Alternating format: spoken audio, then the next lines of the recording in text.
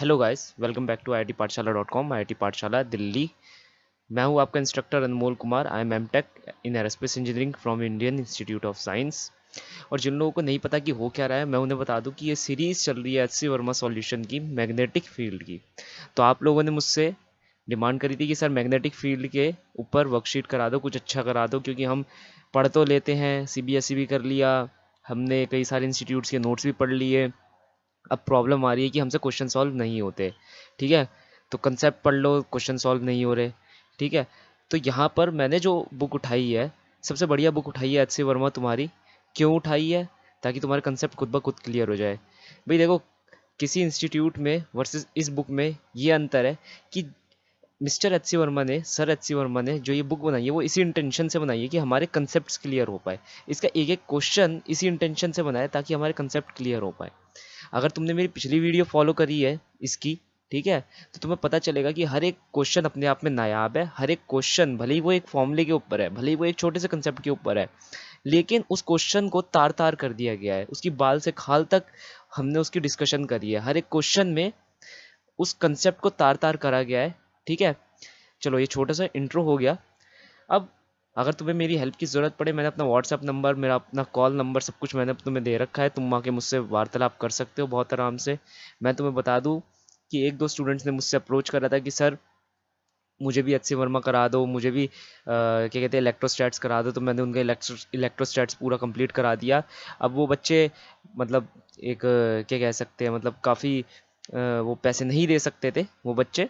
ठीक है, तो मैंने उन्हें फ्री में कराया है। उन्होंने कहा था कि 2-4 क्लासेस दे दो सर, लेकिन मैंने उन्हें पूरे हफ्ते की क्लास दे के पूरा इलेक्ट्रोस्टैट्स ख़त्म कराया है। ठीक है, और HC वर्मा भी उनकी कंप्लीट करा दी है मैंने इलेक्ट्रोस्टैट्स की। तो इसलिए मैं कहता हूँ कि मेरे कांटेक्ट में आना तुम लोगों का बहुत ज़रूरी है, क्यों मैं बहुत लोगों की हेल्प करता हूँ, तुम लोगों की भी हेल्प कर सकता हूँ। ठीक है, तो इसी के साथ अब मैं शुरू करूँगा अपना लेक्चर, अपनी क्लास। चलो, ये वाला क्वेश्चन देखो। क्वेश्चन क्या कह रहा है? A current of 5 ampere exist in a circuit as shown in the figure. ठीक है, the wire P Q has a length of 50 centimetre and magnetic field in which it is immersed has magnitude of 0.2 tesla. Find out the magnetic force acting on the wire P Q. ठीक है भाई, wire P Q है, wire P Q की length है 50 centimetre, 50 centimetre wire की length है। Magnetic field inside the plane of the paper जा रहा है। और ये कह रहा है कि हमें क्या निकालनी है? मैग्नेटिक फोर्स निकालनी है। मैग्नेटिक फोर्स किसी भी वायर पे क्या होती है? I L cross B, where L is the effective length, where L is the effective length. यहाँ पर इफेक्टिव लेंथ कितनी है हमारी? 50 सेंटीमीटर हमें गिवन है। ठीक है, तो आई एल क्रॉस बी, सबसे पहले तो ये जानो कि एल किस डायरेक्शन में है। देखो, तुम्हारा जिस डायरेक्शन में आई जाए उस डायरेक्शन में तुम एल लोगे। मैं यहाँ पर कलर चेंज करूंगा अपने पेन का। ठीक है, फिर तुम्हें अच्छे से बताऊंगा। फॉर एग्जाम्पल, इस क्वेश्चन के अंदर तुम्हारा आई कहाँ से निकल रहा था? इस क्वेश्चन के अंदर तुम्हारा आई निकल रहा था यहाँ से, ये तुम्हारा पॉजिटिव टर्मिनल है, ये तुम्हारा नेगेटिव टर्मिनल है। तो आई ऐसे घूम रहा है कुछ। तो आई का जो डायरेक्शन है वो है फ्रॉम पी टू क्यू। आई का डायरेक्शन है फ्रॉम पी टू क्यू, वही एल का डायरेक्शन हो जाएगा, फ्रॉम पी टू क्यू। और ये डायरेक्शन हमने क्या माना? मान लो आई कैप डायरेक्शन मान लो। ठीक है, ऊपर का जे कैप डायरेक्शन मान लो, और बाहर निकला हुआ तुम्हारा के कैप डायरेक्शन हो जाएगा, और अंदर जाता हुआ inside the plane of paper minus K cap direction हो जाएगा। अपने नॉर्मल कोऑर्डिनेट सिस्टम ले लो। तो ये क्या बना? F equal to I L cross B. I L कितना दे रखा है? 0.5 इंटू बी। बी कितना दे रखा है तुम्हारा? 0.2 टेस्ला। अब देखो, एल क्रॉस बी को सबसे पहले मैं किस तरह खोलूंगा? एल का मॉडुलस, बी का मॉडुलस साइन थीटा, है कि नहीं? तो ये हो गया एल का मॉडुलस। ये मैं मिटा देता हूँ मल्टीप्लाई के साइन को यहाँ पर, क्योंकि यहाँ पर मैं क्रॉस प्रोडक्ट लिख रहा हूँ। ठीक है, तो मैं होपफुली पता ही होगा क्रॉस प्रोडक्ट क्या होता है। ठीक है, क्रॉस प्रोडक्ट क्या होता है?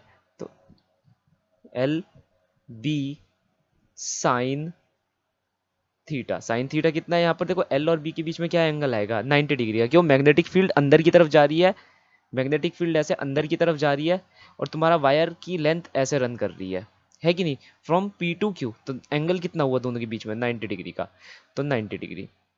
तो तुम कहोगे सर फिर ये कोऑर्डिनेट सिस्टम बनाने का क्या मतलब हुआ? देखो, कोऑर्डिनेट सिस्टम मैंने इसलिए बनाया कि मैं फोर्स के डायरेक्शन निकाल सकूं।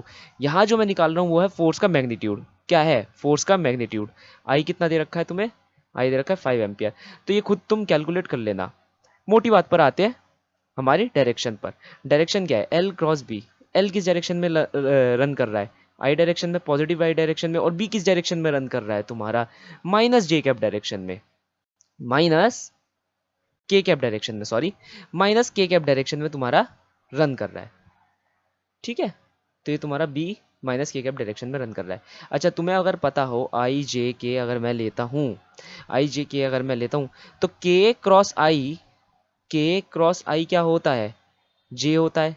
अब यहाँ पर देखो, आई क्रॉस माइनस के दे रखा है, तो मैं इसे लिख सकता हूँ आई क्रॉस के कैप का -1, बाहर ले लिया -1, और के क्रॉस आई कैप, इसे ऐसे भी तो लिख सकते हैं, है कि नहीं। और हमें पता है के क्रॉस आई कैप क्या हुआ, जे कैप। तो ये तुम्हारा आंसर क्या आया, तुम्हारे पॉजिटिव जे कैप में, तुम्हारे पॉजिटिव जे कैप में फोर्स लग रही है। तो फोर्स किस तरफ लग रही है, फोर्स तुम्हारे पॉजिटिव जे कैप में, मतलब ऊपर की साइड तुम्हारी फोर्स लग रही है कि नहीं। तो इस तरीके से तुम इस सवाल को सॉल्व कर सकते हो। अब क्या है, मैं नेक्स्ट सवाल पर चलूंगा। नेक्स्ट सवाल क्या कह रहा है मेरे से, ये वाला क्वेश्चन देखो, ये क्वेश्चन क्या कह रहा है, a circular loop of radius A, मतलब इस सर्कुलर लूप की रेडियस ए है जो हमें दे रखी है, the centre of the loop coincide with the centre of the magnetic field. Magnetic field आपकी रेडियली आउटवर्ड निकल रही है, जो आप देख पा रहे हो यहाँ पर। ठीक है, कुछ ऐसे ऐसे ऐसे ऐसे करके मैग्नेटिक फील्ड निकल रही है। ये देखो मैग्नेटिक फील्ड कैसे निकल रही है, ऐसे निकल रही है बाहर, रेडियली आउटवर्ड निकल रही है, जिसका सेंटर ये है, centre C. Okay, the strength of the magnetic field at the periphery of the loop, मतलब यहाँ पर इसकी स्ट्रेंथ कितनी है, बी दे रखी है मैग्नेटिक फील्ड की। Okay, find the magnetic force of on the wire. Magnetic force निकालनी है, तो तुम्हें पता है मैग्नेटिक फोर्स क्या होगी, B F equal to I L cross B, है कि नहीं। अब मेन बात ये देखो बच्चों, कि इसमें क्या है, एक सर्कुलर लूप दे रखा है, क्या दे रखा है, एक सर्कुलर लूप दे रखा है कि नहीं। अब सर्कुलर लूप में क्या है कि मैग्नेटिक फील्ड यहाँ पर भी लग रही है, मैग्नेटिक फील्ड यहाँ पर भी लग रही है, यहाँ पर भी लग रही है, यहाँ पर भी लग रही है, यहाँ पर भी लग रही है, यहाँ पर भी लग रही है, यहाँ पर भी लग रही है, यहाँ पर भी लग रही है, हर जगह ही मैग्नेटिक फील्ड लग रही है। ठीक है, अब अगर मैं बी ए लगाता हूँ एफ इक्वल टू, क्योंकि मुझे सीधा सीधा क्या निकालना है, मैग्नेटिक फोर्स निकालना है, मतलब उसका मैग्नीट्यूड वाइज निकालना है, मैं लगाता हूँ B I L sine theta, तो मैं ये एल क्या लूंगा, है कि नहीं, क्योंकि मैग्नेटिक फोर्स यहाँ पर भी लग रही है इस छोटे से हिस्से में, छोटी सी एल हुई, यहाँ पर भी लग रही है छोटी सी एल हुई, है कि नहीं। तो ऐसे क्वेश्चनों को करने के लिए तुम क्या एम्प्लॉय कर सकते हो, तुम यूज कर सकते हो इंटीग्रेशन का। किसका यूज कर सकते हो तुम, इंटीग्रेशन का यूज कर सकते हो। तो इस क्वेश्चन को देखो, कुछ लोग सोच रहे होंगे मैं डायरेक्ट सरकमफ्रेंस लगा दूं और आंसर ले आऊं, तो भाई मैं ऐसा काम नहीं करता। मैं कोई भी क्वेश्चन हो उसे बिल्कुल बेसिक से समझता हूँ और उसे बिल्कुल बेसिक से करने की पूरी पूरी कोशिश करता हूँ। ठीक है, यही तरीका होना चाहिए किसी भी क्वेश्चन को अप्रोच करने का। अब ध्यान से देखना मैं क्या करता हूँ। इस क्वेश्चन को मैंने ऐसे सोचा कि मान लो ये मैग्नेटिक फील्ड ऐसे जा रही थी यहाँ पर, इसने एक छोटे से पार्ट को लिया, ये छोटा सा पार्ट है, इस छोटे से पार्ट की लेंथ क्या है, डीएल है, इस छोटे से पार्ट की लेंथ क्या है, डीएल है कि नहीं। मैग्नेटिक फोर्स इस डीएल पर एक्ट कर रही है। अब तुम्हें पता है डीएल और इस मैग्नेटिक फोर्स के बीच में एंगल कितना आ गया, 90 डिग्री। डीएल और ये जो मैग्नेटिक फील्ड है इसके बीच में एंगल कितना बन गया, 90 डिग्री। तो F equal to I L cross B, अभी मैटर नहीं करता कि डायरेक्शन क्या होगा, डायरेक्शन अभी भूल जाओ, सिंपल सिंपल लिखो I L B sine theta. हम इतना जानते हैं कि ये चीज होती है। आई एल क्या है, छोटा सा हमारा डी एल, बी हमारा बी है, साइन थीटा क्या है, साइन 90 डिग्री, है कि नहीं। आई बी 1 DL, और ये जो छोटे से चीज पर फोर्स लग रही है वो भी बहुत छोटी सी फोर्स होगी, है कि नहीं।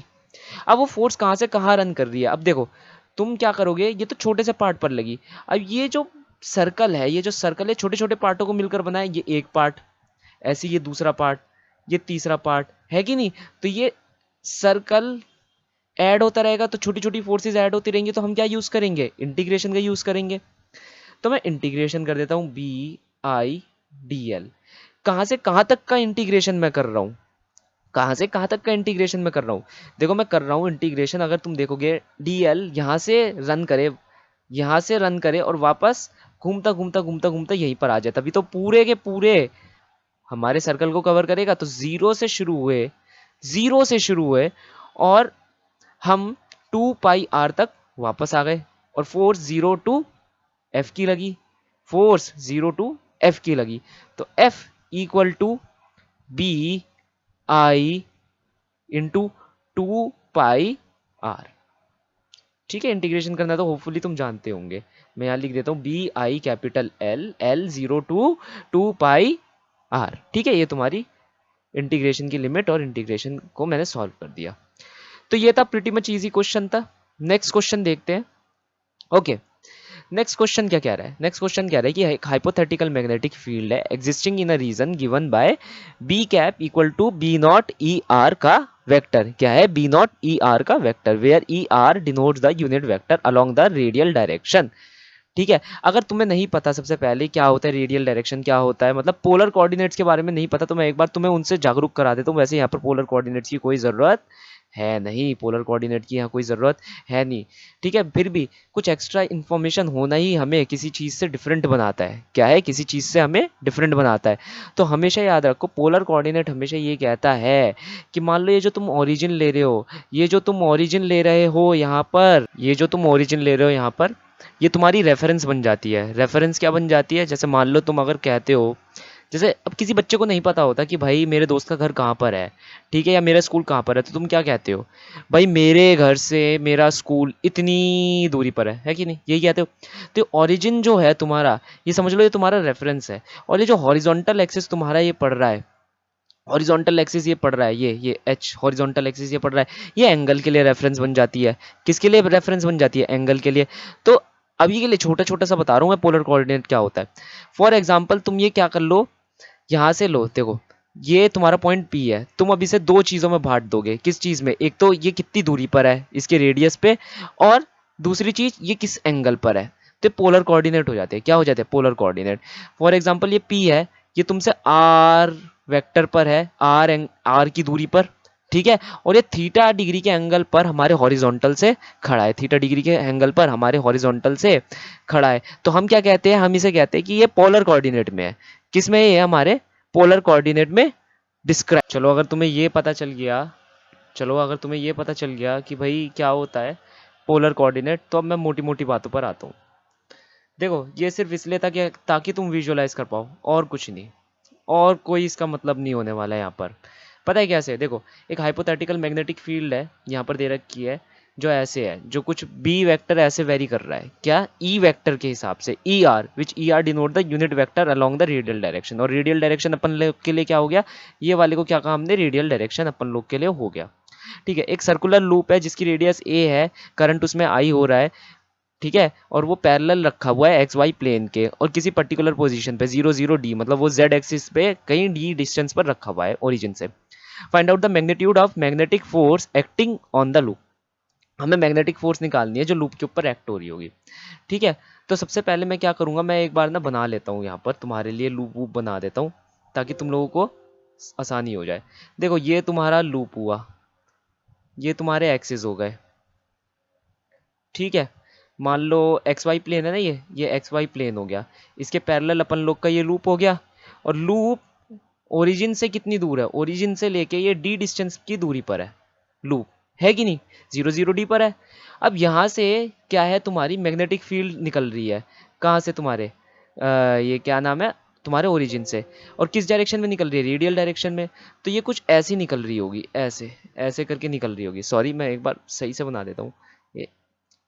ये ऐसे करके निकल रही होगी, ऐसे ऐसे ऐसे ऐसे करके ये मैग्नेटिक फील्ड यहाँ से निकल रही है। ठीक है, समझ गए ना? ये ऐसे ऐसे रेडियल डायरेक्शन में निकल रही है। तो कुछ मैग्नेटिक फील्ड है इस लूप को टच होकर जाएंगी। देख रहे हैं ना, ये टचिंग हो रही है यहाँ पर। क्या हो रही है यहाँ पर? टचिंग हो रही है यहाँ पर, है कि नहीं?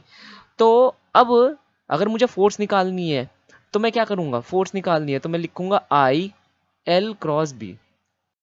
अब क्या है, आई एल क्रॉस बी तो लिख दिया, लेकिन ये तो हर जगह ही टच हो रही है, पूरी सरकमफ्रेंस पर टच हो रही है। तो मैं कहूंगा एक छोटी से के लिए ले रहा हूं मैं, I D L cross B. छोटे से एक कण के लिए, छोटे से एक एलिमेंट के लिए मैंने ले लिया, छोटे से एलिमेंट डी एल मान लिया।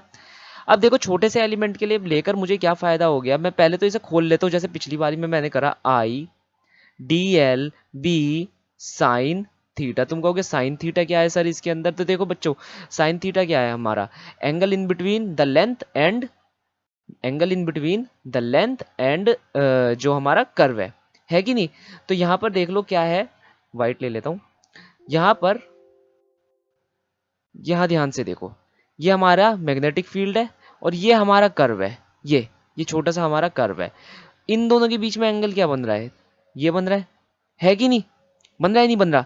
ध्यान से देखो, ये चीज तुम्हारी ऐसे रन कर रही है, ये तुम्हारी वो एल है, छोटी सी लेंथ, ठीक है। अगर यहाँ से नॉर्मल खींच दो, नॉर्मल खींच दिया, और मैग्नेटिक फील्ड कैसे फाड़ते हुए जा रही है इधर से, कैसे डायरेक्शन में जा रही है, अगर मैं मैग्नेटिक फील्ड को देखूं, मैग्नेटिक फील्ड कैसे जा रही है, ऐसे जा रही है, ये मैग्नेटिक फील्ड जा रही है।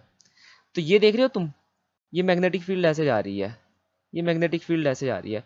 तो ये देख रहे हो तुम, ये एंगल देख रहे हो, एक किसका नॉर्मल है, ये कर्व का नॉर्मल है, ये छोटी सी लेंथ जो हमने डीएल ली है ना, छोटी सी लेंथ जो हमने डीएल ली है वहां तक की, और ये उसके बीच का एंगल आ गया, ये उसके बीच का एंगल आ गया। तो मैं एंगल दिखा देता हूँ तुम्हें यहाँ पर, तुम्हें दिख ही रहा होगा, ठीक है।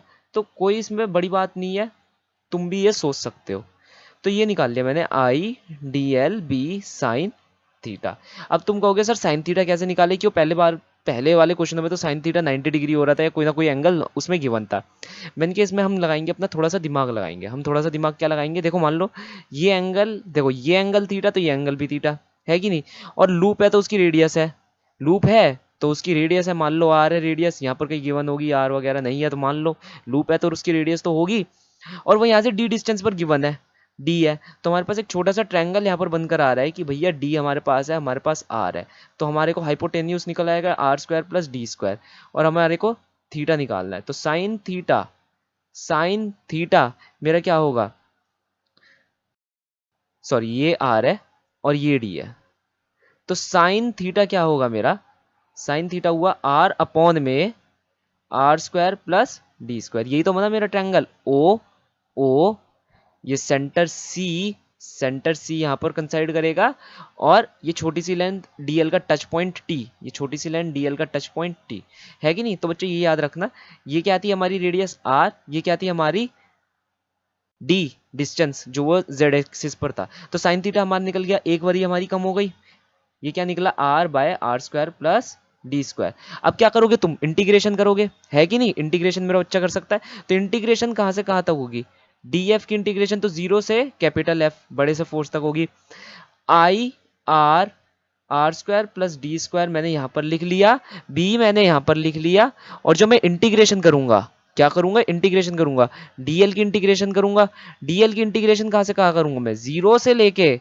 2 पाई आर तक, है कि नहीं, क्यों, हम टच पॉइंट से शुरू होके, हम इस टच पॉइंट से शुरू होके भैया, ये कहाँ बनाऊं मैं, जगह है यहाँ बना दे, तो हम इस टच पॉइंट से शुरू होके, मान लो यहाँ है हमारा टच पॉइंट, हम इस टच पॉइंट से शुरू होके वापस यहीं पर तो आएंगे, यही तो कंप्लीट लेंथ हमारा कंप्लीट पैरामीटर कवर करेगा, है कि नहीं। तो अब तुम कर सकते हो, इतना तो तुम खुद कर सकते हो, इंटीग्रेशन कर सकते हो, ठीक है। तो ये था तुम्हारा ये वाला क्वेश्चन, इजी था, ज्यादा कोई बड़ा नहीं था, इसमें कोई रॉकेट साइंस लग नहीं रही थी। चलो अब ये वाला क्वेश्चन देखो, ये वाला क्वेश्चन कह रहा है कि एक रेक्टेंगुलर लूप है वायर का, उसकी ए वो है मतलब साइड है दे रखी है, देख लोगे तुम, फ्रॉम एन इंसुलेटेड पैन, मतलब ये पेन जो है इंसुलेटेड है, इसमें कोई फर्क नहीं पड़ने वाला करंट परंट का, ठीक है। I in the direction in anti clockwise direction of the loop, I anti clockwise direction में है, ऐसे आई बह रहा है, ठीक है जी, आई ऐसे बह रहा है। The magnetic field B exists in the lower region. Find the change in the tension of the spring. Find the change in the tension of the spring if current in the spring is reversed. ठीक है, तो हमारा पहला case दे रखा है कि anti clockwise है, दूसरा केस दे दिया कि भैया जैसे ही करंट क्लॉकवाइज हो जाएगा, जैसे ही करंट क्लॉकवाइज हो जाएगा, सेकंड केस। तो इन दो केस के बीच में डिफरेंस निकालना है, डिफरेंस क्या निकालना है, in tension, difference in tension produced in the spring, produced in the spring. चलो अब ये ध्यान से देखो, यहाँ पर क्या है, ये हमारी स्प्रिंग है, ये नोट करेगी हमारी रीडिंग को।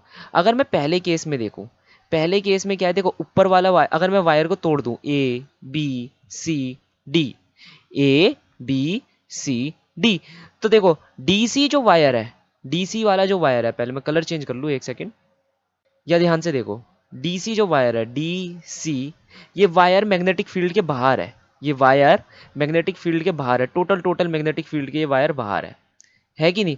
डायग्राम से ही पता चल रहा है कि डीसी भैया हमारे मैग्नेटिक फील्ड से बाहर है, मतलब ये हमारे गेम में नहीं आने वाले। गेम में कौन कौन आएगा, सिर्फ ए डी सी बी और ए बी, है कि नहीं। ये तीन आएंगे, कौन कौन से आएंगे, डी ए बी और बी सी।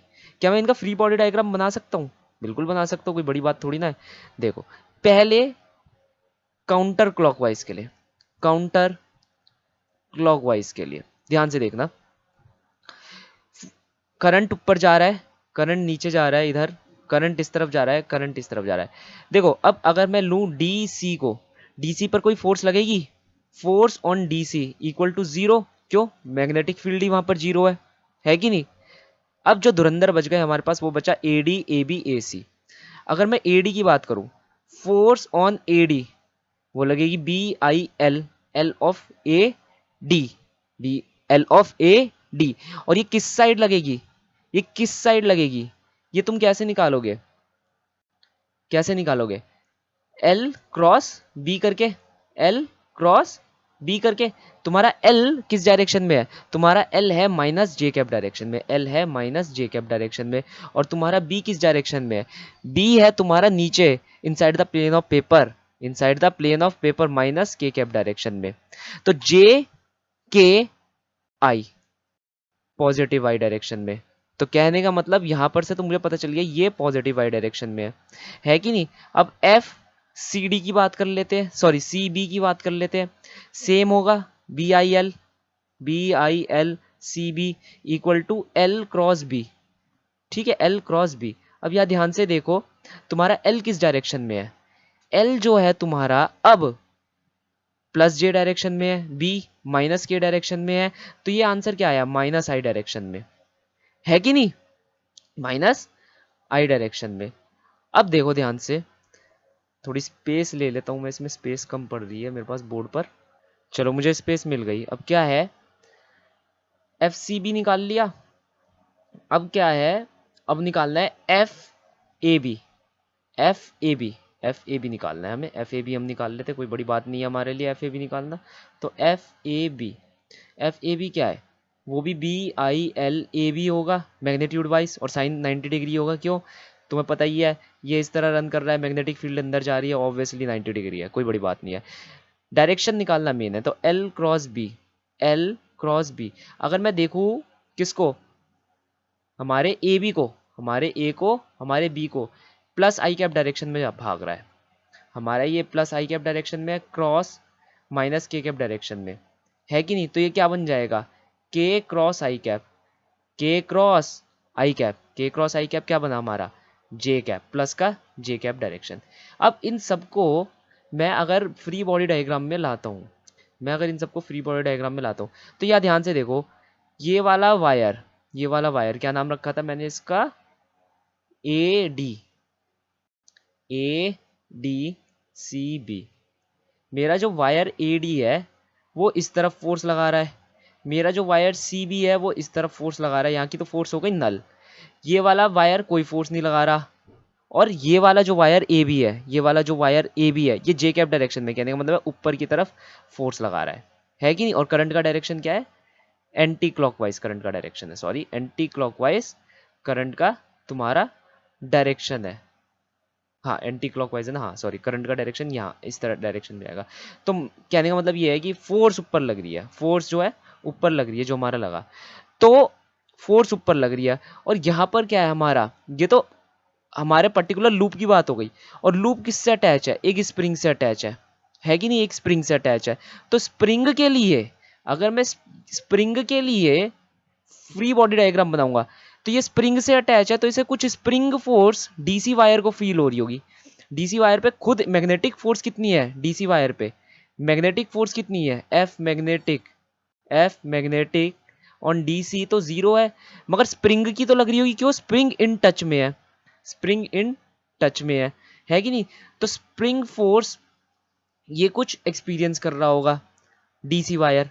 अब ध्यान से देखो, अगर मैं ये कहूं कि मैं फोर्स बैलेंस करूं, तो स्प्रिंग फोर्स ऊपर लग रही है, और ये जो अपन लोग की फोर्स है हमने जो निकाली वो भी ऊपर लग रही है, जो हमारी फोर्स है जो हम लोगों ने निकाली है वो भी ऊपर की साइड ही लग रही है, कहीं नीचे की साइड तो लग नहीं रही है कि नहीं? वो भी ऊपर की साइड लग रही है। F magnetic on A B, है कि नहीं? और वायर, ये जो वायर है इसका खुद का एक मास होगा, खुद के मास नीचे लगेगा, वायर का मास कहाँ लगेगा? नीचे लगेगा। तो ये मास ऑफ वायर की फोर्स लग गई। ये टोटल फोर्सेस हमारी वायर को एक्सप्लेन कर रही है। तो अगर मैं कहूंगा F spring should be equal to F, इसी डायरेक्शन में ये कह लो F spring equal to minus F plus M जी।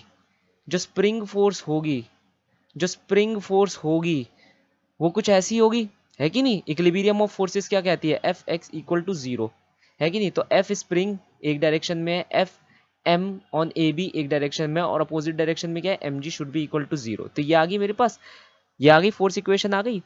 ये क्या है? ये for anti clockwise, for anti clockwise के लिए। अब देखो ये तो एंटी क्लॉकवाइज के लिए आ गई। अब जब क्लॉकवाइज हुआ मामला, मामला क्या हुआ? क्लॉकवाइज हुआ, मतलब इस डायरेक्शन में जा रहे हैं अब हम, ठीक है? मामला क्या हो गया? क्लॉकवाइज हो गया। मैं कुछ और कलर ले लेता हूं ताकि तुम लोग कंफ्यूज ना हो। तो मामला क्लॉकवाइज हो गया नीचे की साइड, ठीक है? तो अभी भी मामला चाहे क्लॉकवाइज हो जाए, क्लॉकवाइज होने से क्या होगा? फोर्सेस की डायरेक्शन चेंज हो जाएगी, फोर्सेस की क्या होगी? डायरेक्शन चेंज हो जाएगी। अब जो फोर्स इसमें प्लस आई कैप डायरेक्शन में लग रही थी वो कहाँ लगेगी? माइनस आई कैप डायरेक्शन में लग जाएगी, माइनस आई कैप डायरेक्शन में फोर्स लगेगी। ऐसी लॉजिकली अब जो फोर्स इस पे प्लस आई कैप डायरेक्शन में लग रही थी, सॉरी माइनस आई कैप डायरेक्शन में लग रही थी, वो प्लस आई कैप डायरेक्शन में चली जाएगी, है कि नहीं? ऊपर वाला तो भैया इनर्ट है, यहाँ पर तो कोई मैग्नेटिक फोर्स लग नहीं रही थी on wire D C, D C वाले पर तो कोई लग नहीं रही थी, है कि नहीं? और स्प्रिंग फोर्स ही लग रही थी इसके ऊपर, एफ स्प्रिंग। और इस पे जो नीचे वाला ए बी वायर था, ए बी वायर था, उसके ऊपर अगर तुम देखोगे वो फोर्स नीचे लगने लगेगी, जो ऊपर की फोर्स थी वो नीचे हो जाएगी, है कि नहीं? Magnetic force on A B wire. ये क्यों होगा? क्योंकि करंट का डायरेक्शन पूरा टोटली चेंज हो गया है कि नहीं? और मैंने बताया था, ठीक है, पिछले वाले लेक्चर में, तुम्हें याद होगा। तो अब अगर मैं फोर्स निकालूंगा यहाँ स्प्रिंग, वो क्या होगी? Plus F plus M G, है कि नहीं? स्प्रिंग फोर्स ऊपर, मैग्नेटिक फोर्स नीचे ऑन वायर ए बी, और वेट भी तो नीचे ही एक्ट कर रहा है एम जी, है कि नहीं? और इक्विलिब्रियम ऑफ फोर्सेस क्या कहते हैं? फिर इक्विलिब्रियम ऑफ फोर्सेस की इक्वेशन लगाई तो ये बन गया। अब ये कह रहा है कि हमें इसमें और इस केस में डिफरेंस निकालना है, हमें इस केस में और इस केस में डिफरेंस निकालना है। किसका? टेंशन इन ये स्प्रिंग, और टेंशन इन स्प्रिंग क्या होगी? फोर्स इन स्प्रिंग, है कि नहीं? तो मैं अगर निकालूं कि difference is equal to case 2 की फोर्स माइनस केस 1 की फोर्स, तो क्या निकली? केस 2 की फोर्स माइनस केस 1 की फोर्स क्या निकली? F plus M G minus minus F plus M G equal to 2 times of F, है कि नहीं? और 2 टाइम्स ऑफ एफ का मतलब क्या हुआ? 2 इंटू आई जो बह रहा है करंट इस लूप के अंदर, इस लूप के अंदर, into length of A B, length of A B into applied external magnetic field, ठीक है? आ गया तुम्हारे पास, ये डिफरेंस आ गया। तो इस क्वेश्चन में मुझे नहीं लगता कि ज्यादा कुछ रिक्वायरमेंट थी, ठीक है?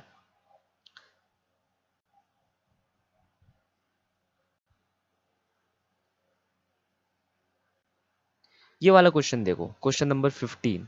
A current loop, a current loop of arbitrary shape lies in a uniform magnetic field B. Show that the net magnetic force acting on the loop is 0. एक आर्बिट्री शेप ले लो तुम, कोई सी भी एक आर्बिट्री शेप लिया, ये लो amoeba ले लो तुम, ये क्या है? अमीबा, ठीक है? तो मुझे स्पेलिंग नहीं आती तो इसलिए मजाक मत उड़ाना, ये अमीबा है, ठीक है? तो अमीबा ले लिया हमने, ये आर्बिट्री शेप है ऑब्वियसली।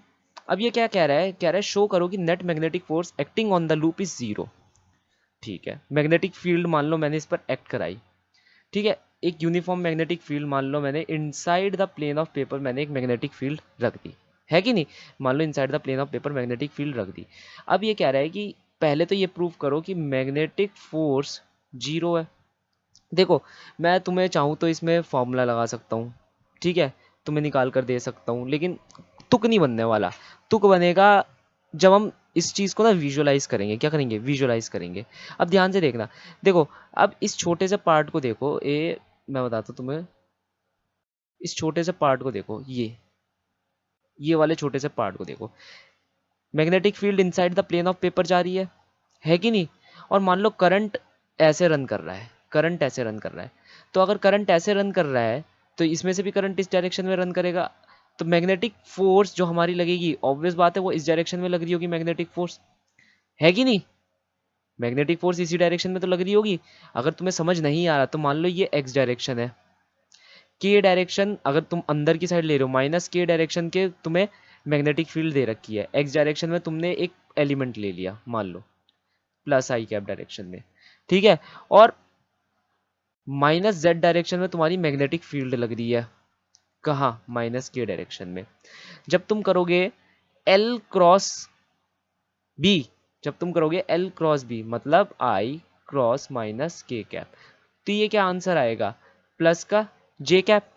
तो ये तुम्हारी फोर्स लग रही है ना प्लस के जे कैप डायरेक्शन में, देखो ऊपर जाती हुई लग रही है ना, है कि नहीं। सिमिलरली अगर मैं इसका काउंटर पार्ट ले, ये वाला है आसपास का कोई सा भी पार्ट ले लो, ये वाला पार्ट ले लो, ठीक है। करंट इस डायरेक्शन में जाएगा। अब करंट देखो इस डायरेक्शन का उल्टा है, तो फोर्स कहाँ लगेगी? करंट इस डायरेक्शन का उल्टा है तो फोर्स कहाँ लग रही है? इस डायरेक्शन में लग रही है कि नहीं। एक बार ये खुद करके देखो, कहाँ है? माइनस का आई कैप डायरेक्शन में तुम जा रहे हो, माइनस के कैप डायरेक्शन में तुम्हारी मैग्नेटिक फील्ड लग रही है। तो माइनस आई cap equal into minus K cap का अगर मैं लूंगा क्रॉस प्रोडक्ट तो क्या आ जाएगा मेरा? माइनस का जे कैप आ जाएगा। और माइनस का जे कैप क्या है? ये डायरेक्शन माइनस का जे कैप हुआ, अगर ये डायरेक्शन प्लस का जे कैप हुआ, है कि नहीं। तो ये आर्बिट्री सिस्टम है जिसके अंदर बस मैंने तुम्हें बताया है। अब ध्यान से देखो, अगर फोर्सेस हर जगह लग रही है, फोर्सेस हर एक एलिमेंट के ऊपर लग रही है, तो क्या होगा? ये जो आर्बिट्री शेप है ये क्या बन जाएगी? एक सर्कल बन जाएगी, ठीक है। क्या बन जाएगी? एक सर्कल बन जाएगी। लो जी बना देते हैं सर्कल। ये लो, पहले अच्छा सा कलर ले लेते हैं, बढ़िया वाला कलर, ठीक है। तो ये बन गई हमारी एक प्यारा सा सर्कल। ये देखो, अब ये अमीबा नहीं रहा, ये एक परफेक्टली सर्कल बन चुका है। क्यों ये परफेक्ट सर्कल बन चुका है? क्योंकि हर जगह, चाहे तुम इस एलिमेंट को लो, चाहे तुम इस एलिमेंट को लो, ये मान लो एलिमेंट 1 है, ये एलिमेंट 2 है, इस एलिमेंट को एक फोर्स F लग रही है, छोटी सी फोर्स F इस तरफ खींच रही है, इसको एक छोटी सी फोर्स F इस तरफ खींच रही है कि नहीं। तुम अपने घर में एक धागा लेना, ऐसा सी शेप का, कोई सा भी शेप का धागा लेना जो सारी जगहों से जुड़ा हुआ हो, ठीक है। एक इस साइड से खींचना और एक इस साइड से खींचना, और एक किसी बंदे को कहना कि भाई दो ऊपर से खींच दो, चार हाथ तो है नहीं ना तुम्हारे, ठीक है। तो तुम्हारे को एक ऐसी सी शेप बन जाएगी, डायमंड सी शेप बन जाएगी। अगर मैं n पॉइंट्स ले लूँ, कई सारे इन्फानाइट पॉइंट्स ले लूँ, तो क्या हो जाएगा? इन्फानाइट पॉइंट्स पे सर्कल बन जाएगा, है कि नहीं। लॉजिकल है, बहुत लॉजिकल है। तो क्या हुआ? सब जगह फोर्स लग रही है, ये देखो यहाँ पर भी फोर्स लग रही है, ये देखो यहाँ पर भी फोर्स लग रही है। तो क्या हो रहा है? Bye the symmetry, by the symmetry, देखो आधा सर्कल यहाँ पर भी है, आधा सर्कल यहाँ पर भी है। क्यों? आधे सर्कल से मैं पूरा सर्कल बना सकता हूँ। By the symmetry, by the symmetry forces are cancelling each other, forces are cancelling each other. तो क्या हो गया? Net magnetic force acting on a loop, acting on a loop, loop क्या होता है? जो जहां से शुरू हुआ वहीं पर खत्म हुआ, इज जीरो, इज जीरो। तो ये लिख लो तुम, कभी कभार सिंपल से आईआईटी जेई के अंदर ये बहुत जल्दी दे दिया जाता है। क्वेश्चन को ध्यान से समझना, समझ गए? क्वेश्चन बहुत अच्छा है ये वाला, HC वर्मा ने बहुत अच्छे से सारे क्वेश्चन डिजाइन कर रखे हैं ताकि तुम समझ पाओ, ठीक है। तो मैंने कोई इसमें फॉर्मूला वगैरह तो कुछ लगाया नहीं है, देखो सिंपल सिंपल विजुअलाइज करा है और तुम्हारा आंसर निकाला है। नेक्स्ट क्वेश्चन कर लेते हैं। नेक्स्ट क्वेश्चन क्या रहा है? Prove that force acting on a current carrying wire joining two fixed point, joining two fixed point A and B in a uniform magnetic field is independent to the shape of the wire। कहने का मतलब है, पिछले वाले question में देखा हमने loop था, इस वाले क्वेश्चन में क्या कहा उसने? ए बी दो पॉइंट है, ए बी दो पॉइंट है और ऐसे ऐसे ऐसे ऐसे ऐसे करके एक आर्बिट्री शेप का वायर जा रहा है और इन दो पॉइंट को हमने क्या कर दिया, एक बैटरी से जोड़ दिया। क्या कर दिया हमने, एक बैटरी से इन दो पॉइंट को जोड़ दिया। फिर हम कह रहे हैं कि जो इसके अंदर जो फोर्स लगेगी, जो इसके अंदर जो फोर्स लगेगी वो इफेक्टिव फोर्स होगी आई एल। एल क्या होगी, L A B, length A B, length in between A B नहीं, ये वाली length L A B, effective length, effective length, ये L A B into B, जो मैग्नेटिक फील्ड तुम यहां पर लगा रहे हो।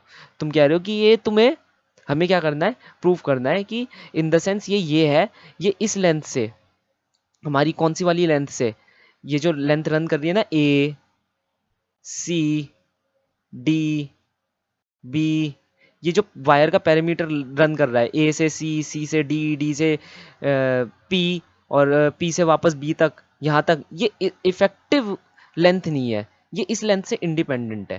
तो तुम कहोगे सर ये कैसे प्रूफ करें, मैंने कहा फिर से विजुअलाइज करो बच्चों।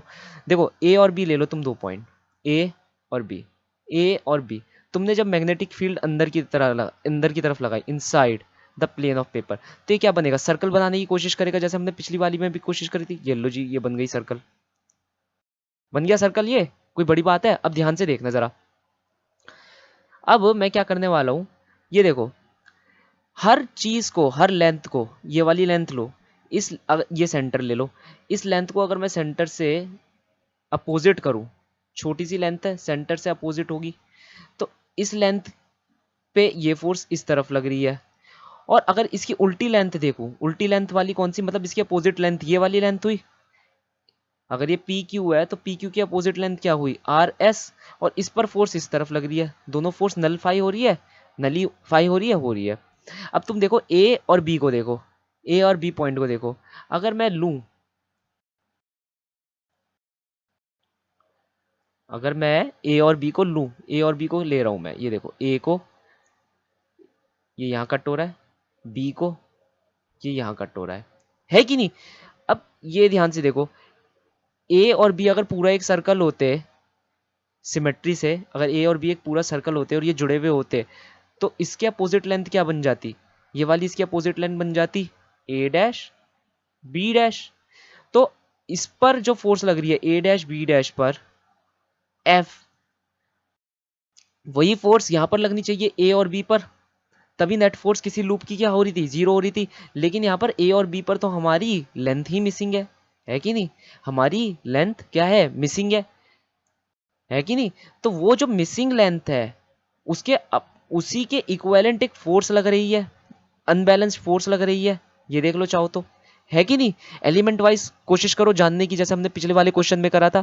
तो ये जो अनबैलेंस्ड फोर्स लग रही है, जो अनबैलेंस्ड फोर्स लग रही है, यही हमें बता रही है कि देखो, चाहे तुम्हारा वायर ए से, ये तुम्हारा वायर कितना भी लंबा हो, क्या था, ये सर्कल बन गया था, है कि नहीं, कितना लंबा वायर है, लेकिन लेंथ किस लेंथ पर हमारी जो फोर्स है डिपेंड करी, वो है वो इस वाली लेंथ पर, ए और बी तक की इफेक्टिव लेंथ पर।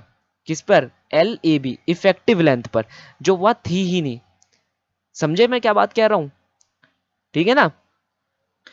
तो इसे कहते कंसेप्ट, इसे कहते concept of effective length, concept of effective length. ठीक है, तो जब भी तुम्हारे पास कोई आर्बिट्री वायर दे दिया जाए, ठीक है, जिसके दो एंड्स हो, ए एंड हो बी एंड हो, क्या हो, दो एंड हो, ए एंड हो और बी एंड हो, तो तुम्हें उस वायर की लेंथ वहां गिननी नहीं है। यहाँ पर इंच टेप लेके तुम शुरू नहीं हो जाओगे कि इंच टेप से नापना शुरू कर दिया, तुम ये देखोगे उन पॉइंट्स के बीच में क्या डिफरेंस है, इनिशियल पॉइंट के बीच में और फाइनल पॉइंट के बीच में क्या डिफरेंस है कि नहीं। और फिर तुम उनसे ये डिराइव करोगे, अपना फोर्स का फॉर्मूला डिराइव करोगे, फोर्स की इक्वेशन डिराइव करोगे, ठीक है, अपना न्यूमेरिकल सॉल्व करोगे, है कि नहीं। तो कितनी अच्छी बुक है देखो ये वाली। चलो ये समझ लिया, तो मैं नेक्स्ट क्वेश्चन पर आ जाता हूं। A semicircular wire of radius 5 centimeter carries a current of 5 ampere. A magnetic field of B of this magnitude exists along the perpendicular to the plane of wire. Find the magnitude of the magnetic force acting on the wire. एक semi circular wire है, एक semi circular wire है, A B, यहां पर magnetic field ऐसे लग रही है, ठीक है, और मैग्नेटिक फील्ड का दे रखा है 0.5 टेस्ला, 5 एम्पियर का करंट यहां पर से दौड़ रहा है, कह रहा है कि मैग्नीट्यूड ऑफ मैग्नेटिक फोर्स निकालो। देखो मैग्नीट्यूड ऑफ मैग्नेटिक फोर्स निकालो कितनी होगी। देखो सबसे पहली बात है, कोई बच्चा देखेगा, उसने देखा सेमी सर्कुलर वायर है, तो एल इफेक्टिव वो क्या करेगा, क्या देगा, ठीक है पाई आर। मैं कहूंगा नहीं, मैंने कहा इसमें लगाओ एल इफेक्टिव का कंसेप्ट, एल इफेक्टिव का कंसेप्ट। और मैंने क्या बताया अभी अभी पिछले क्वेश्चन से क्या पता चला है, एल इफेक्टिव वो लेंथ है, एल इफेक्टिव वो लेंथ है जो in between the initial point and the final point होती है। एल इफेक्टिव वो लेंथ है जो in between the initial and final point of the wire inside the magnetic field होती है कि नहीं। तो यहां पर से देखो इनसाइड द मैग्नेटिक फील्ड इन दो पॉइंट के बीच का कितना डिफरेंस है, 2r का डिफरेंस है। तो फोर्स कितनी हो गई, b into 2r, b into 2r into I. और साइन कौन सा, थीटा 90 डिग्री है कि नहीं, साइन 90 डिग्री। क्यों, मैग्नेटिक फील्ड कहाँ है, नीचे जा रही है कि नहीं। और तुम्हारी इफेक्टिव लेंथ ऐसे है, तो ये इफेक्टिव लेंथ हो गई तुम्हारी, और ये मैग्नेटिक फील्ड नीचे आ रही है, दोनों के बीच का एंगल क्या हो गया, 90 डिग्री हो गया। तो देखो इस वीडियो से तुम्हें कितने अच्छे कंसेप्ट मिले, इस वीडियो से तुम्हें कितने अच्छे टेक अवे मिल रहे हैं, है कि नहीं, इस बुक से कितने अच्छे टेक अवे मिल रहे हैं। अब इस वाले को देखो, wire carrying current I is kept in X Y plane along the following curve.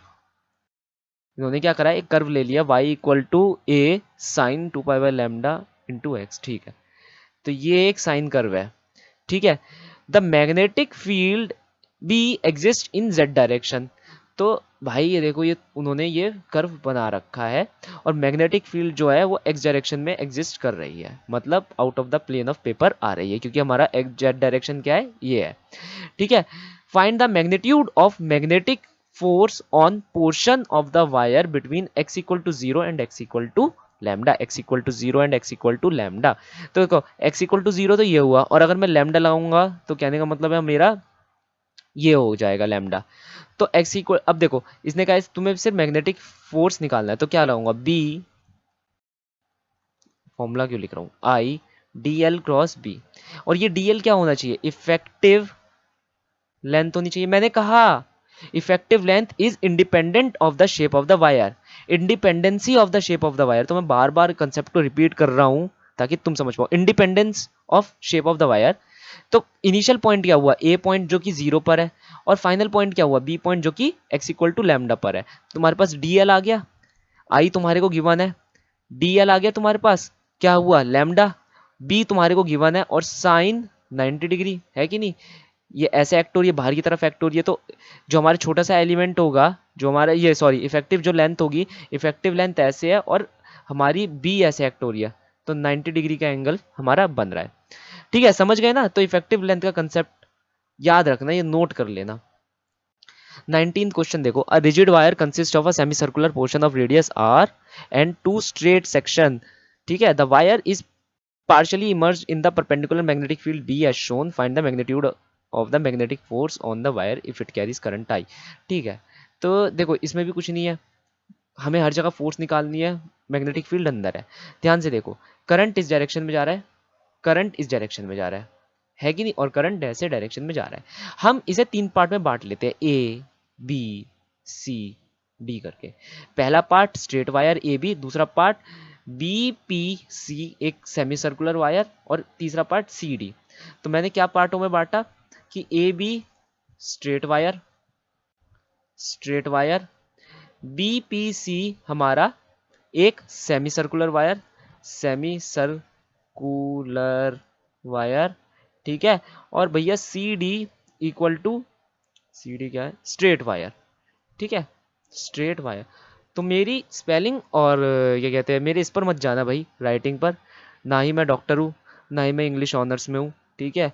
मैं एक सिंपल सा आईएससी से हूँ, ठीक है। तो होपफुली तुम्हारा भी उसमें अच्छे से एडमिशन हो, यही मेरी प्रार्थना है, ठीक है। तो अब मैं ये क्वेश्चन सॉल्व करता हूँ। देखो ए बी, अगर मैं एफ ए बी के लिए निकालूं क्या होगा, I L cross B. L A B देखो कितनी भी दे रखी हो कोई फर्क नहीं पड़ता, है कि नहीं, इफेक्टिव लेंथ तो यही है एल ए बी। और जिस डायरेक्शन में आई जा रहा है उसी डायरेक्शन में तुम्हारा एल वेक्टर रन करेगा। अभी किस डायरेक्शन में जा रहा है, तुम एक डायरेक्शन ले लो, देखो ये मान लो जे कैप डायरेक्शन, ये मान लो आई डायरेक्शन, और बाहर आता हुआ मान लो के डायरेक्शन, और पीछे जाता हुआ मान लो माइनस के डायरेक्शन, नॉर्मली जो हम लेकर चलते हैं। अब एल जो है हमारा प्लस जे कैप डायरेक्शन में है, बी जो है हमारा माइनस के कैप डायरेक्शन में है, तो के जे क्रॉस माइनस के क्या बना, माइनस आई कैप डायरेक्शन, क्या बना, माइनस आई कैप डायरेक्शन। तो ये माइनस आई कैप डायरेक्शन तुम्हें दिखा देता हूँ, मतलब इस तरफ लग रही है कोई फोर्स। सिमिलरली अब इस वाले को देखो, इस वाले में क्या है, करंट ही तो उल्टा हुआ है, बाकी तो सब सीधे है, ठीक है, करंट ही तो उल्टा हुआ है, बाकी सब सीधा है कि नहीं। तो इसकी फोर्स देखो, इसकी फोर्स किस डायरेक्शन में लग रही होगी, ध्यान से देखो, इसकी फोर्स किस डायरेक्शन में लग रही होगी, minus of J cap cross minus of के कैप, तो जे क्रॉस प्लस आई डायरेक्शन में, जे क्रॉस प्लस आई डायरेक्शन में, तो इसकी ये फोर्स लग रही है इस डायरेक्शन में, है कि नहीं। इस वाली की फोर्स शायद मैंने गलत निकाली है, एक बार मैं वापस रीचेक करता हूँ, ठीक है। देखो, तुम किस डायरेक्शन में जा रहे हो, तुम प्लस जे कैप डायरेक्शन में जा रहे हो और माइनस के कैप डायरेक्शन में हो, हाँ, तो जे के माइनस आई, बिल्कुल सही, माइनस आई को मैंने गलत डिनोट कर दिया, ये है माइनस आई। ठीक है, तो बच्चों थोड़ी बहुत चीज़ें ध्यान रखना, कभी तुम अभी बोलने लग जाते कि सर अरे माइनस आई तुम गलत जगह ले रहे हो, ठीक है, तो मैंने बना दिया है, ठीक है। तो अपनी कैलकुलेशंस पे, अपनी जो भी तुम कर रहे हो, ठीक है, उस पर बड़ा ध्यान से तुम ध्यान रखते हुए करना। तो ये माइनस आई डायरेक्शन में है, ये प्लस आई डायरेक्शन में, तो स्ट्रेट वायर की जो फोर्सेज हो गई, force on A B is minus I direction and force on CD is in plus I direction. Magnitude of both of the forces are B I L, L effective दोनों की same है, देख लो ना, B C A D दोनों की same है कि नहीं, दोनों की सेम है डायग्राम के हिसाब से। तो ये तो जो फोर्स हो गई इन एक्स डायरेक्शन, जो फोर्स हो गई मेरी, यहाँ पर मैं लिख देता हूँ, जो फोर्स हो गई मेरी, force in effective force in x direction क्या हो गई, जीरो हो गई। अब बचे हमारी semi circle, semi circle BPC, BPC की बात करते हैं अब हम। बीपीसी क्या है, सेमी सर्कल, और पिछले वाले क्वेश्चन में हमने क्या करा था, हमें क्या लेना था, सिर्फ इफेक्टिव लेंथ लेनी थी, क्या लेनी थी, सिर्फ इफेक्टिव लेंथ बी और सी के बीच में। क्या हुआ, F equal to I, effective length कितनी हुई, 2r into B sign 90 degree. और बची बात किसकी, डायरेक्शन निकालने की, डायरेक्शन निकालने की बात बची। देखो, तुम्हारा करंट किस डायरेक्शन में जा रहा है, इस डायरेक्शन में जा रहा है कि नहीं, कहने का मतलब है करंट इस डायरेक्शन में जा रहा है, इस डायरेक्शन में। तो करंट की डायरेक्शन में तुम्हारी करंट की क्या डायरेक्शन हुई, प्लस आई कैप, प्लस आई कैप, क्रॉस बी की डायरेक्शन क्या है, minus K cap, minus K cap, ये क्या बना, के कैप क्रॉस आई कैप, क्या बना, के कैप क्रॉस आई कैप। तो के कैप क्रॉस आई कैप क्या होता है, प्लस जे कैप, प्लस जे कैप। तो यहाँ पर फोर्स किस डायरेक्शन में लग रही है, प्लस जे कैप डायरेक्शन में तुम्हारी फोर्स लग रही है, और उसका मैग्नीट्यूड कितना है, ये मैंने यहाँ पर लिख दिया। तो देखो, तुम्हें हर चीज़ चेक करते हुए चलना है। तुम अगर आराम आराम से किसी क्वेश्चन को करोगे, एक क्वेश्चन को करने के लिए 2 मिनट का टाइम होता है, ठीक है, आराम आराम से करना और तुम भी बहुत आराम से कोई भी क्वेश्चन सॉल्व कर पाओगे। अब ये दिखने में कितना बड़ा सा क्वेश्चन था, लेकिन था ये बड़ा नहीं ना, आराम से कर लिया ना हम लोगों ने। तो मिल मिल कर करेंगे, अच्छे से करेंगे। क्वेश्चन 20 देखो, क्वेश्चन 20 क्या कह रहा है कि एक स्ट्रेट हॉरिजॉन्टल वायर है जिसका मास 10 मिलीग्राम है, लेंथ 1 मीटर है, carries a current of 2 ampere. What minimum magnetic field should be applied in the region so that magnitude of magnetic force of the wire may balance the mass of the wire, या कह लो हाँ, may balance the weight of the wire. यही है question में, तो कोई गड़बड़ी नहीं है, ठीक है, इजी सा क्वेश्चन है। क्या, तुम्हारी मैग्नेटिक फोर्स को वायर की जो खुद का वेट है उसे बैलेंस करना है। हम बना लेते हैं, पहले हमने एक स्ट्रेट हॉरिजॉन्टल वायर बनाया, लेट अस से इट इज ए बी, ठीक है, उसकी लेंथ है 1 मीटर, 1 मीटर की उसकी लेंथ है, ठीक है बच्चों, और वायर है 10 मिलीग्राम, अभी उसको देख लेंगे हम। Carries a current 2 ampere, 2 ampere का वो करंट कैरी कर रहा है। What minimum magnetic field should be applied in the region so that magnetic force on the wire.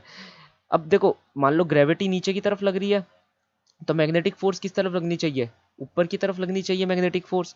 तो ये लो, मैंने लगा दी मैग्नेटिक फोर्स ऊपर की तरफ। अगर मैग्नेटिक फोर्स ऊपर की तरफ लग रही है, मैग्नेटिक फोर्स ऊपर की तरफ लग रही है, तो मैग्नेटिज्म का क्या, मैग्नेटिक फील्ड का क्या डायरेक्शन होना चाहिए।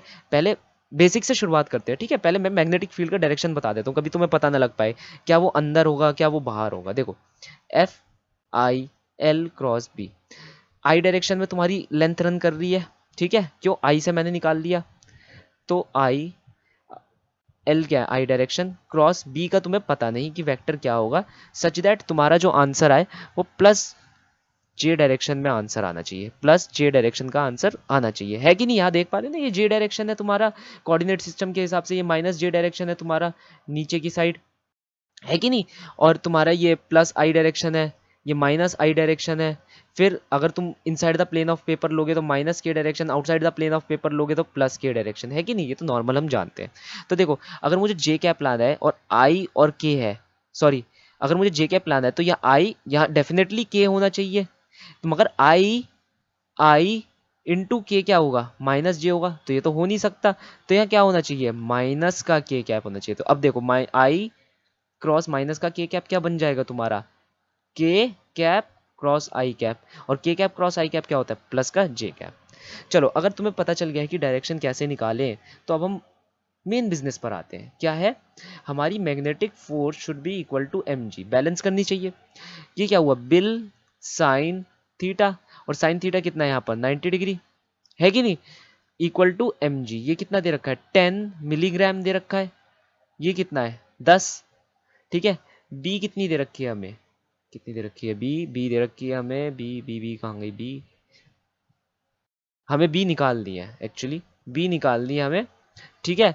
और आई कितना दे रखा है हमें, 2 एम्पियर हमें आई दे रखा है। एल इफेक्टिव कितनी दे रखी है हमें, एल इफेक्टिव है 1 मीटर, ठीक है बच्चों।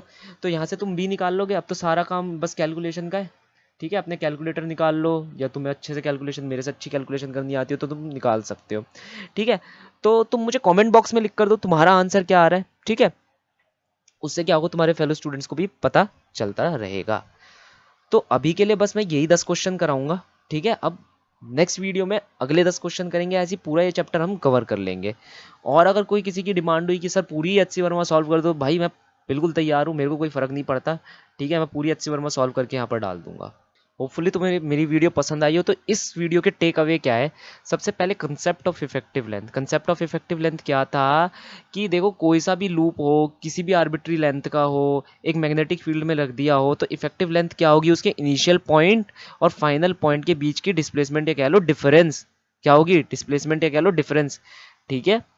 दूसरी चीज क्लोज लूप, जब भी कोई क्लोज लूप होता है तो उसके अंदर लगने वाली फोर्स क्या होती है, जीरो होती है। क्यों, अगर मान लो तुमने कोई क्लोज लूप लिया, उसे मैग्नेटिक फील्ड के अंदर रख दिया, तो by the method of symmetry तुम्हारी क्या होगी, सारी फोर्सेस एक दूसरे को कैंसिल कर लेगी, जिसकी वजह से नेट फोर्स जीरो हो जाएगी। क्या हो जाएगी, नेट फोर्स जीरो हो जाएगी।